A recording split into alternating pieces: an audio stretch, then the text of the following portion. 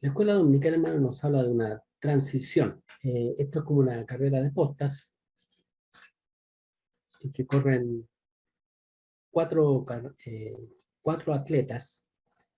El primero corre, da una vuelta completa al estadio y luego entrega el testimonio, que es un tubito de aluminio, al que tiene que correr la segunda vuelta, luego que se la corre, se la entrega un tercero y luego a un cuarto. Aquí estamos hablando de la transición del apóstol Pablo a Timoteo. Pablo está terminando su carrera y le tocará en el turno a Timoteo. También leemos al respecto, hermano, en la palabra del Señor, en el libro de Josué, en el capítulo 1, cuando Moisés termina su ministerio, y ahora es el turno de Josué. Y dice al respecto en Josué capítulo 1, versos 7 y 8, dice, esta es la recomendación para Josué que va a iniciar su carrera. Solamente esfuérzate y sé muy valiente para cuidar de hacer conforme a toda la ley que mi siervo Moisés te mandó. Para cuidar de hacer conforme a toda la ley que mi siervo Moisés te mandó.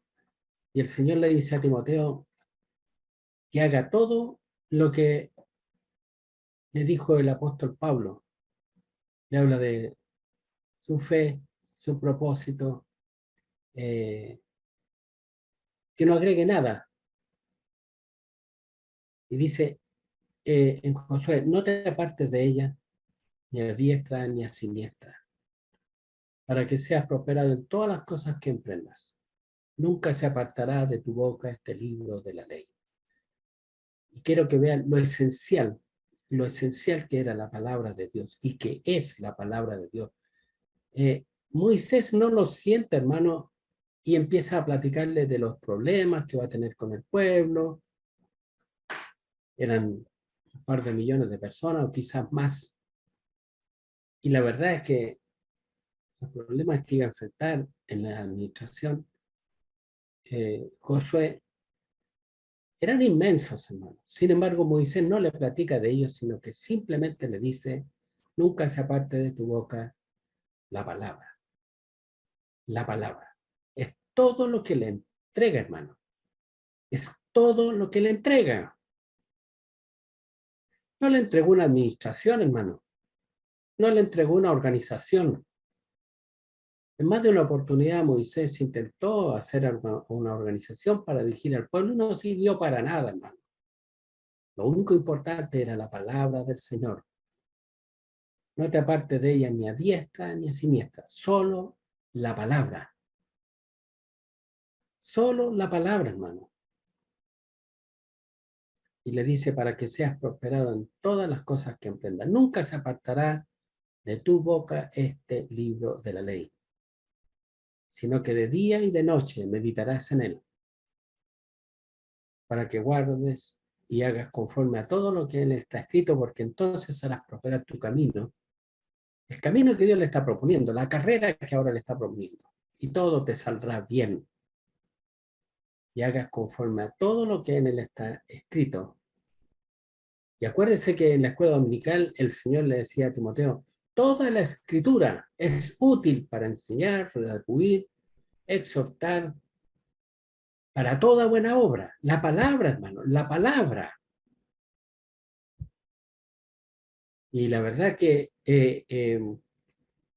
el patrimonio más importante que podemos recibir de nuestros padres o de quienes corrieron antes la carrera del Evangelio y que hoy duermen en el Señor, es la enseñanza de la palabra del Señor, la cual debería, ser parte nuestra en todo tipo de administración, para administrar nuestros hogares, nuestras finanzas, nuestra vida diaria, nuestro comportamiento. Si usted recordará un tiempo atrás, nos hablaba hasta del trabajo, de nuestras amistades. Vemos la importancia de la escritura. Ahora, se va Pablo, y si nosotros pudiéramos ponerle un título a la enseñanza que hemos tenido hoy día, hermano, el título sería Predica la palabra. Predica la palabra. Hoy día, hermano, en nuestras manos está la encomienda. Predica la palabra. Predica la palabra. Y quisiera, no en forma negativa, hermano, ni no me malentienda, pero nuestra misión, hermano, nuestra misión no es constituir grandes organizaciones, hermano, ni grandes corporaciones. Nuestra misión es predica la palabra. Nuestra tarea delante del Señor no es construir megatemplos, porque a veces cuando a alguien se le encarga alguna actividad, ocupa, hermano, los 40 años de su vida en construir un templo. Y cuando termina de construirlo, cree que terminó la tarea. Y yo le diría que si ocupó todo el tiempo en construir el templo, todavía ni siquiera empieza su tarea. Porque la tarea es, predica la palabra. Y ojalá resuene en su mente y en su corazón en esta hora. La palabra del Señor, predica la palabra. La tarea del cristiano no consiste, hermano, en tener grandes coros de excelencia, ni tener colegios cristianos, ni universidades cristianas. Aquí está la misión que el Señor te ha encargado en tus manos, hermano. Predica la palabra. Vemos, hermano, la transición de Moisés a Josué. ¿Y qué le dice? Nunca se aparte de tu boca este libro de la ley. Medita en él de día y de noche, para que guardes y hagas conforme a todo lo que en él está escrito, porque entonces harás prosperar tu camino y todo te saldrá bien. Y esto es tan importante, hermano. A veces queremos tener éxito, conforme al concepto humano respecto de nuestra misión. Sin embargo, la Biblia habla de un personaje bíblico a quien denomina el pregonero de la justicia. El pregonero de la justicia, hermano. Y su ministerio duró 120 años. 120 años predicó Noé, hermano. Y en hebreo leemos respecto de un predicador de la palabra. Escuche lo que dice la palabra. Por la fe. Y escuche bien esto, porque es parte de lo que vamos a ver inmediatamente con lo que tiene que ver de predicar la palabra. Dice, por la fe, Noé, estoy hablando de Noé, cuando fue advertido, hermano, advertido de cosas que aún no se veían, con temor preparó el arca en que su casa se salvase, y por esa fe condenó al mundo y fue hecho heredero de la justicia que viene por la fe. Él fue advertido de un juicio que vendría sobre el mundo, hermano. La tierra sería destruida por un diluvio. Todos perecerían en medio de un diluvio. Y Noé fue advertido de esto. Y 120 años predicó. ¿Cuál fue la predicación de Noé? Que venía un diluvio, que venía un juicio. Y él, por ordenanza del Espíritu, construyó un arca donde se salvase él y toda su familia. De los millones, de las cantidades de millones que habitaban sobre la tierra en aquel tiempo, se salvaron 8 personas. Y la Biblia habla y lo tiene ahí en una nómina de hombres que le creyeron a Dios. Y predicó la palabra. Y en esta mañana nos dice a nosotros, te encarezco delante de Dios y del Señor Jesucristo. Nos encarece delante de Dios, hermano, y de nuestro Señor Jesucristo. Predica la palabra. ¿Por qué, hermano? Porque dice que Dios y el Señor Jesucristo dice que juzgará a los vivos. Está hablando de la venida de un juicio, hermano. La razón por la que tenemos que predicar es porque viene un juicio. Dios juzgará a los vivos y a los muertos. El que creyere a la palabra será salvo. El que creyere a la palabra será salvo. Predica la palabra. Predica la palabra, hermano. Es para salvación y vida eterna. Palabra fiel y digna de ser recibida por todos, que Cristo Jesús vino al mundo a salvar a los pecadores, que juzgará a los vivos y a los muertos. Dice la palabra del Señor, hermano, es para salvación y vida eterna. Y por eso dice, te encarezco, te encargo mucho. Pero debemos entender cuál es el propósito de predicar la palabra. Es que los hombres se salven de una condenación eterna. Hermano, Dios envió 2 ángeles a Sodoma. Dios envió a 2 ángeles a Sodoma. El juicio venía sobre Sodoma y Gomorra. Las ciudades serían destruidas por fuego. Dios envió a los ángeles a buscar a Lot, porque Dios quiso manifestar sobre Lot su gracia y su misericordia. La palabra del Señor dice que cuando los ángeles los tomaron de la mano, hermano, y los sacaron de la ciudad, y cuando los hubieron llevado afuera, les dijeron, escapa por tu vida. No mires tras ti ni pares en toda esta llanura. Escapa al monte, no sea que perezcas. Hermano, la palabra que nosotros predicamos, el evangelio que nosotros predicamos, es una advertencia. Es una advertencia.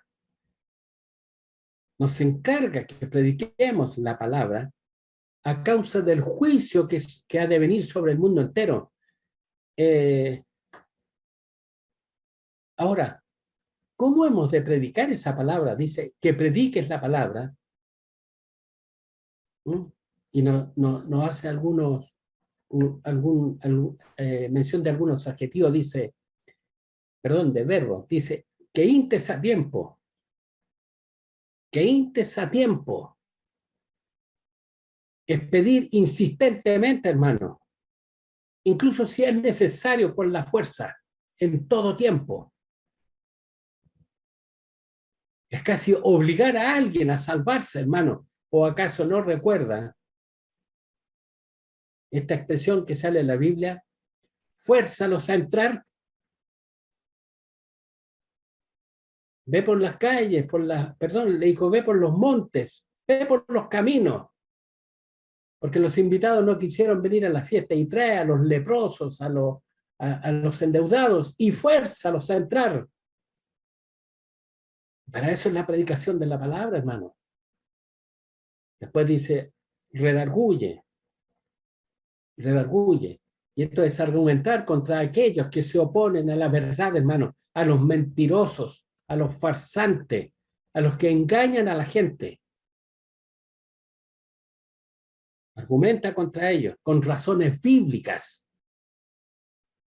Porque la fuerza nuestra, hermano, es la palabra de Dios. Es la palabra de Dios, pero le vuelvo a repetir, para vida eterna. Para vida eterna. Reprende. Por ahí también dice reprende con toda autoridad. Con toda autoridad. Debemos demostrar, hermano, nuestra desaprobación al pecado. Severa reprobación al pecado. A veces nos ponemos más misericordiosos que Dios y toleramos el pecado. Y no hablamos para no herir susceptibilidades. No queremos dañar el oído de la gente que está porque se va a ir. Así que no les hablamos la verdad. Sin embargo, aquí dice el cómo predicar. Insta, redacuye y reprende. Y mire, veía en un diccionario, dice, expresar, reprender, expresar con autoridad a una persona, severa desaprobación por sus actuaciones y comportamiento. ¿Y cómo se manifiesta esto? Mediante el tono de las palabras y gestos de enojo. Y gestos de enojo, hermano. Porque muchas veces nos creemos tan buenitos, hermano. Sin embargo, aquí la palabra se nos está diciendo cómo hacerlo. Y luego dice exhorta.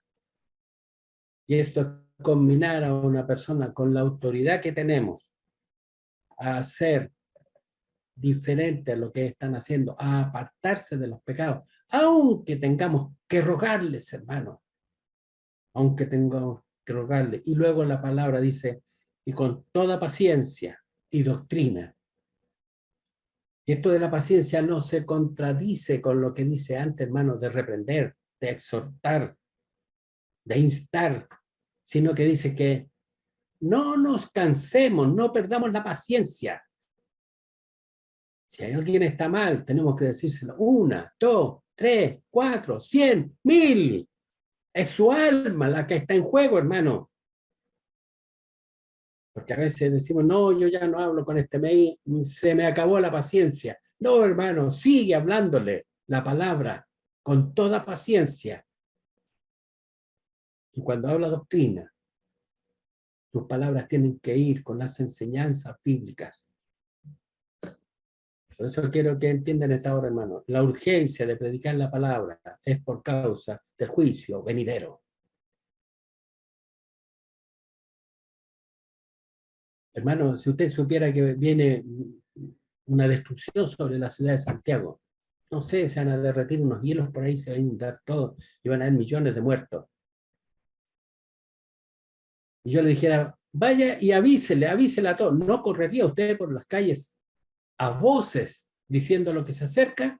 ¿O primero va a ir a una notaría a constituir una organización? Luego es construir un gran establecimiento donde poder juntar a la gente para avisarle. Y luego para atraerlo usted va a preparar un coro magnífico de voces. Y luego va a pedir la aceptación de parte de las autoridades. Es urgente el llamado, hermano. Predica la palabra. Dios envió a Jonás a la ciudad de Nínive. Dios le dio a Nínive 40 días. El pecado de la ciudad de Nínive llegó al colmo a los ojos de Dios. Pero sabe, Dios siempre es grande en misericordia. Y le dijo a Jonás le dijo, ve a la ciudad de Nínive y diles así, en 40 días más, Nínive será destruida. ¿Sabe, hermano? Jonás era un hombre de Dios. ¿Sabe qué dijo? No voy a ir, dijo, porque yo conozco a mi Dios, que es bueno. Y esa gente es tan mala que no se merece la misericordia de Dios. Así que se fue a Tarsis, una ciudad que estaba en dirección contraria. Y nosotros, hermanos, dudamos tanto del poder de la palabra. Imagínense que la palabra que llevamos nosotros al pueblo, es decir, Dios quiere tener de ti misericordia y perdonarte todos tus pecados, los cuales pagó derramando su sangre en el Calvario de la cruz. Pero ¿servirá eso? ¿Servirá eso? Y negamos la eficacia del Evangelio. Imagínense, Nínive tenía, o sea, Jonás tenía que ir a Nínive y decirle, en 40 días más van a ser todos destruidos.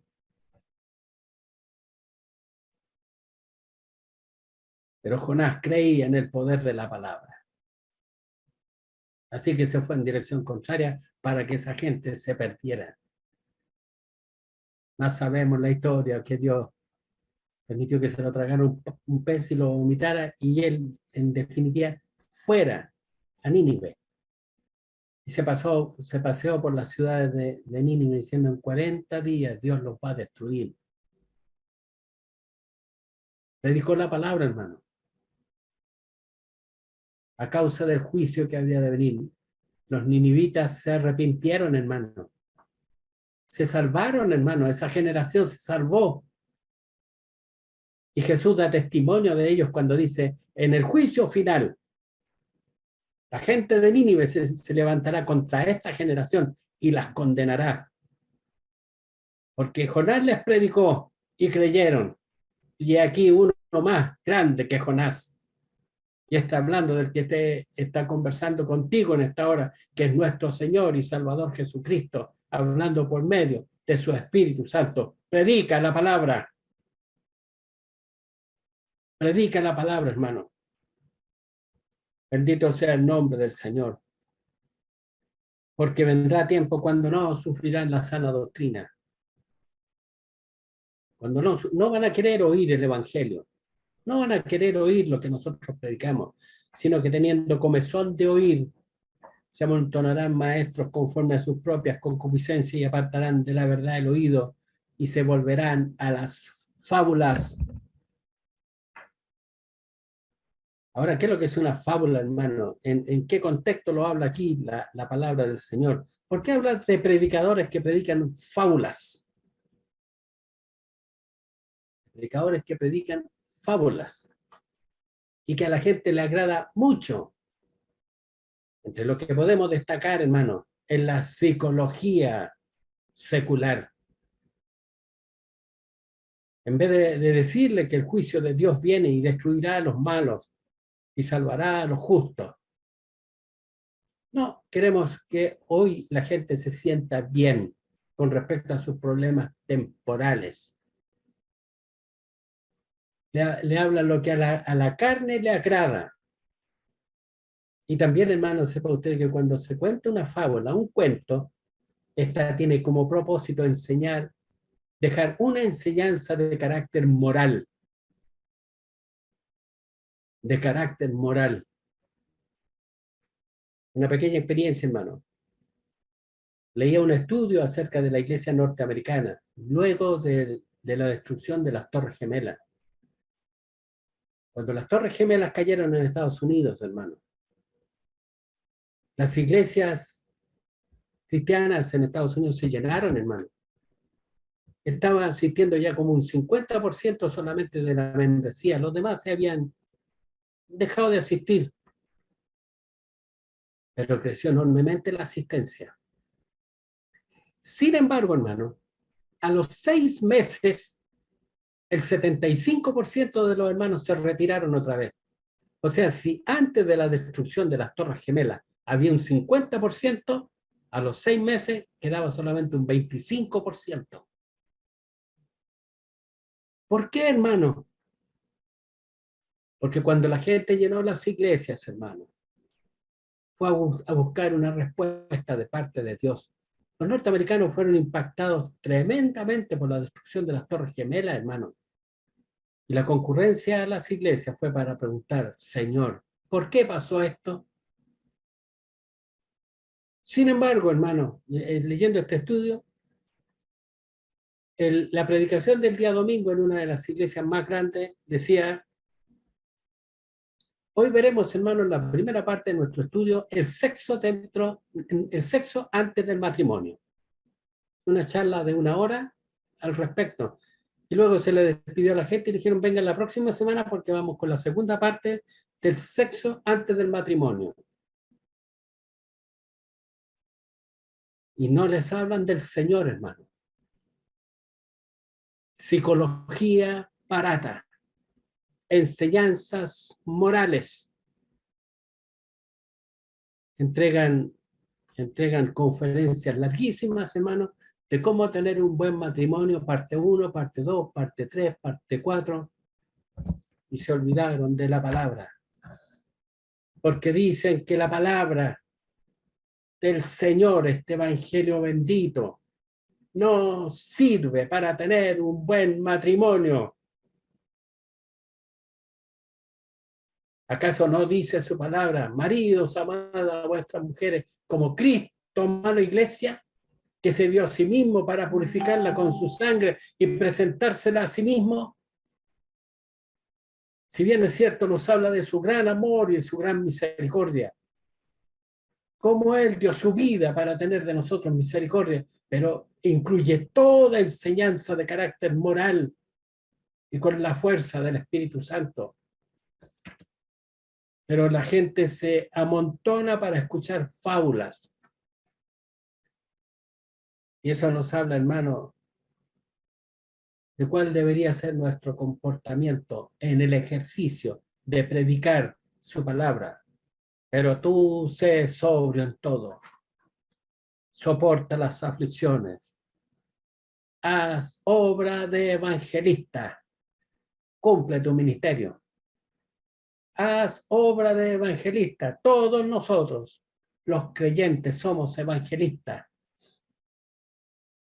Nuestra predicación es predicar la palabra del Señor ante la inminencia del juicio que viene, para que los hombres escapen de la ira venidera, para librar sus vidas del infierno.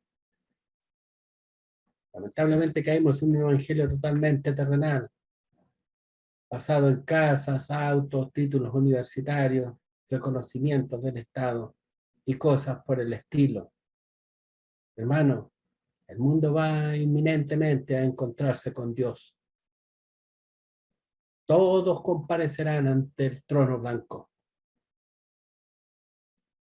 Y allá será el juicio del Señor. Ningún hombre puede ser salvo por sus obras ni por sí mismo. Solamente la sangre de Cristo lava y limpia de todo pecado. Es la única que te puede acompañar en aquel día, hermano. Y el Señor a ti te ha puesto por pregonero de esta verdad, para que vayas y prediques la palabra. Cuando la palabra del Señor dice, porque vendrá tiempo, cuando no sufrirán la sana doctrina, sino que teniendo comezón de oír se amontonarán maestros conforme a sus propias concupiscencias, y apartarán de la verdad el oído y se volverán a las fábulas. Esos son los que niegan la eficacia de la palabra del Evangelio. Y aquí en el verso 4, hermano, les pone todo a uno que va a comenzar la carrera, Timoteo. Y en esta mañana, a usted, Señor, te pasa el testimonio. Y vemos en el verso 5, hermano, a uno que está llegando a la meta. Y el que está llegando a la meta dice, perdón, en el verso 6, en el verso 6, el que está llegando a la meta, hermano, yo ya estoy para ser sacrificado. El tiempo de mi partida está cercano. Terminó, hermano, la carrera. Terminó la carrera. ¿Y cuáles son las expresiones de Pablo? He peleado la buena batalla. He acabado la carrera. He guardado la fe. Y quiero que en esta hora vea a Pablo, hermano, cuando está escribiendo esta carta, en una oscura celda, en un calabozo olvidado de todos, malos olores, pestilencia. Y ya está este maratonista, hermano. Está escribiendo desde una cárcel, al que lo va a suceder. Anciano, enfermo, cansado. Más aún, hermano. esperando al verdugo que lo ejecutará por orden de un corrupto tribunal. Esta no es la imagen que tenemos de un triunfador, hermano. Corrió la carrera, peleó la batalla, guardó la fe. Y está ahora escribiéndole al que lo va a suceder. No le está diciendo, mira, este es el legado que te dejo, este tremendo templo, esta inmensa corporación, este reconocimiento de las autoridades, una organización reconocida por una ley de culto que salió del Senado de la República. No, hermano. Le está entregando el legado a Timoteo, hermano.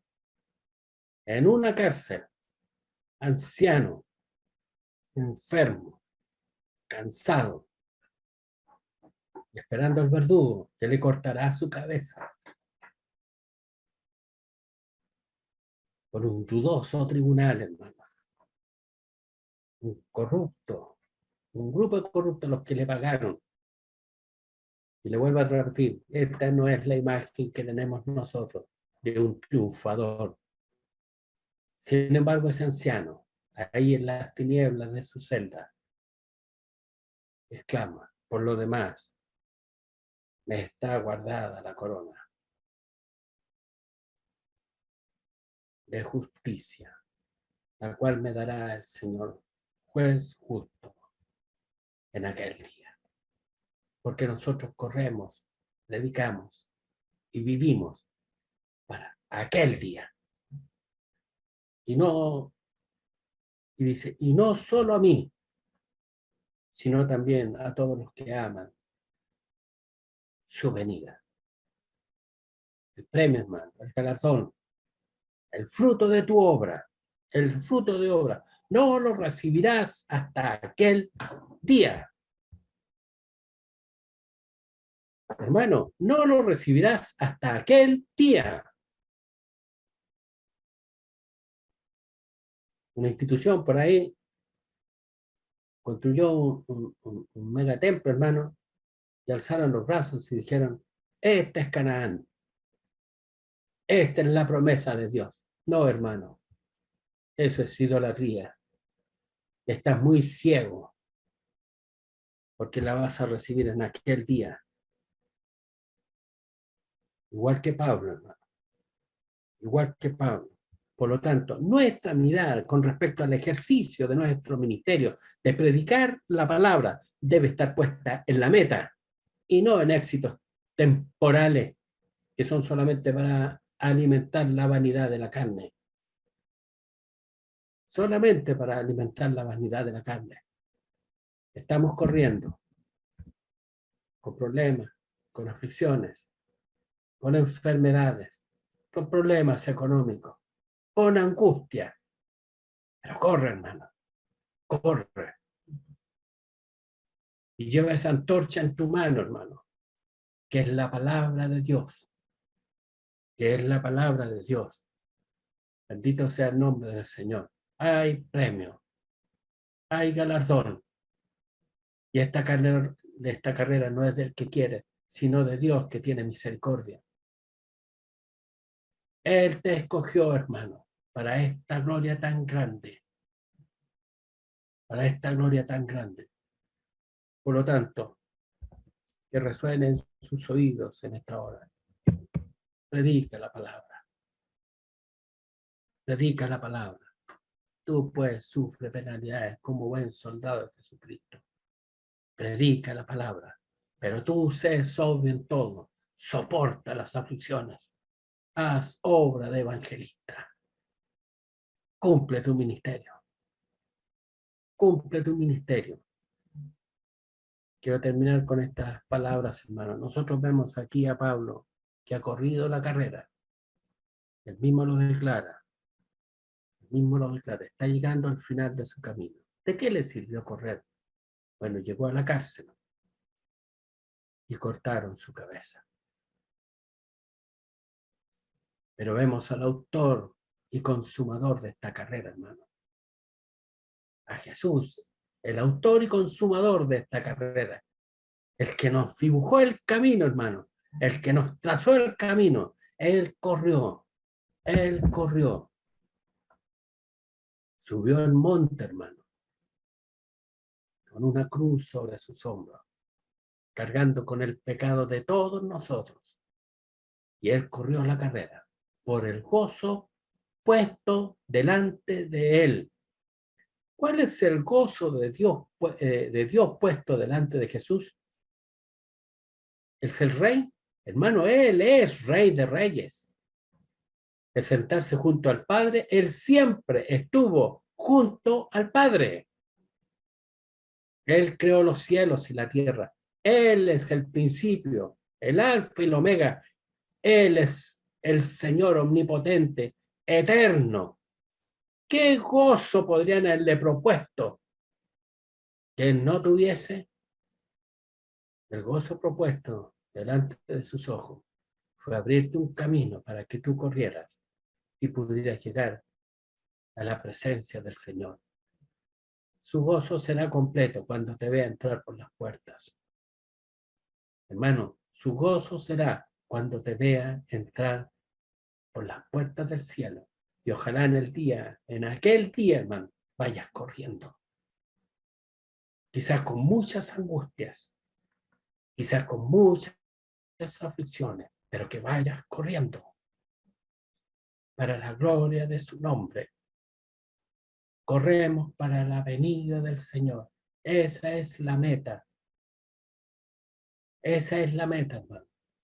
Y llegar hasta ese día, aunque sea con muchas dificultades, corriendo y con su palabra en nuestra boca, cualquiera sea nuestra suerte. Para la gloria de su nombre. Dios te bendiga, el Señor te guarde. El Señor corrió y murió crucificado en el Calvario de la cruz. Derramó su sangre para limpiarnos de nuestros pecados. Fue sepultado y al tercer día resucitó de entre los muertos. Y su Padre le dio un nombre que es sobre todo nombre, ante el cual se inclinará todo lo que está en el cielo, en la tierra y debajo de la tierra, para gloria de Dios el Padre. Para eso corremos, para la gloria de Dios el Padre, al cual sea toda honra y gloria, ahora y para siempre.